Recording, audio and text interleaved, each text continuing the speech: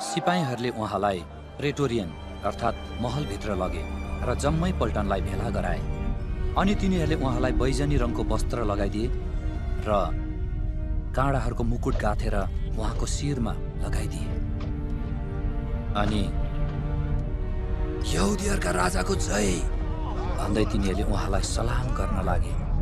अनि तिनीहरूले उहाँको शिरमा निगालोले हिर्काउँदै उहाँलाई थुके र घुँडा टेकेर उहाँलाई दण्डवत गरे। अनि येशूको गिल्ला गरिसकेपछि तिनीहरूले बैजनी वस्त्र फुकालिदिए र उहाँका आफ्नै लुगा लगाइदिए।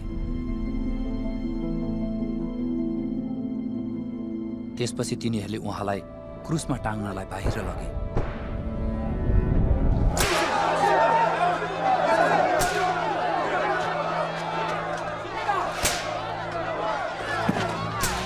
अनि अलेक्जेन्डर र रुफसका बुवा कुरेनी बासिन्दा सिमोनलाई गाउँबाट आइरहेका तिनीहरूले भेटे र येशूको क्रुस बोकेर लैजान तिनलाई कर लगाए।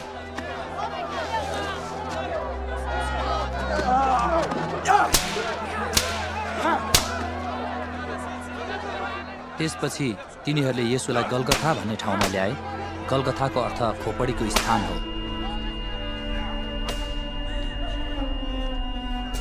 अनि तिनीहरूले उहाँलाई मुर्र मिसाएको दाखमत दिए, तर त्यो उहाँले ग्रहण गर्नु भएन।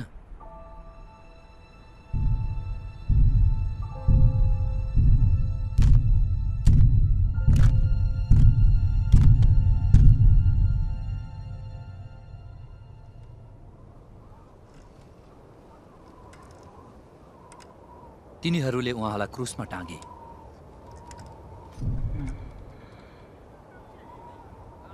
अनि कसले कुन भाग पाउने हो सो निश्चय गर्न चिठा हालेर तिनीहरूले उहाँका लुगाहरू आपसमा बाँडे।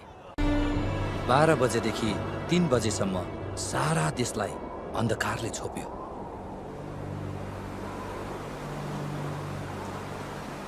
तीन बजेतिर यसो भनेर येशू ठूलो स्वरले कराउनु भयो, एलोई एलोई लामा सबक्थनी, जसको अर्थ हो, हे मेरा परमेश्वर तपाईँले मलाई किन त्याग्नु भएको छ। वरपर उभिनेहरूमध्ये कोहीले यो सुनेर भने, सुन, त्यसले एलियालाई बोलाउँदैछ। अनि एकजनाले दौडेर गई एउटा स्पन्ज सिर्कामा पुरै चोपेर एउटा लामो निगालोमा यसो भनेर उहाँलाई पिउन दियो, हेरौँ कतै एलिया त्यसलाई झार्न आउँछन् कि।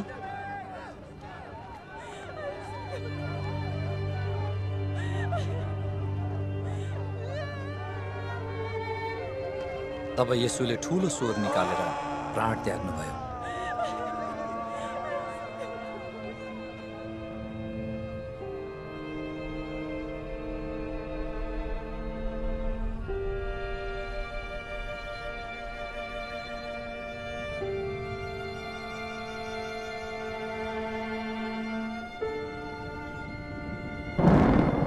अनि मन्दिरको पर्दा टुप्पादेखि फेदसम्मै 2 भाग भई च्यातियो।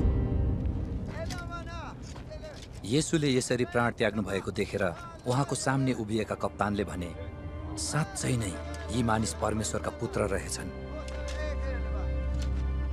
त्यहाँ टाढैबाट हेरिरहने केही स्त्रीहरू पनि थिए। तिनीहरूमध्ये मरियम मग्दलिनी अनि सानो चाहिँ याकुब र योसेफकी आमा मरियम र सलोमी थिए।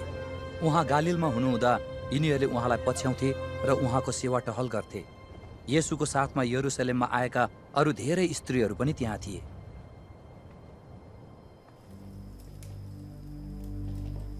तयारीको दिन अर्थात् सब्बात दिनको अघिल्लो दिन साँझ पर्दै थियो। महासभाका प्रतिष्ठित सदस्य अरिमाथियाका योसेफ, जसले परमेश्वरका राज्यको बाटो हेर्दै थिए, तिनले साहसपूर्वक पिलातस कहाँ गएर येशूको लास मागे। येशू अघि नै मरिसक्नु भएको सुन्दा पिलातस छक्क परे अनि कप्तानलाई आफू कहाँ बोलाएर उहाँको मृत्यु भएको हो कि होइन भनी सोधपुछ गरे। उहाँको मृत्यु भइसकेको कुरा कप्तानबाट थाहा पाएपछि पिलातसले येशूको मृत शरीर योसेफलाई लैजाने अनुमति दिए।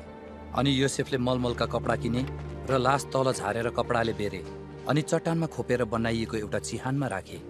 त्यसपछि चिहानको मुखमा तिनले एउटा ढुङ्गा राखिदिए। मरियम मग्दलिनी र योसेफकी आमा मरियमले उहाँलाई राखेको ठाउँ हेरिराखेका थिए।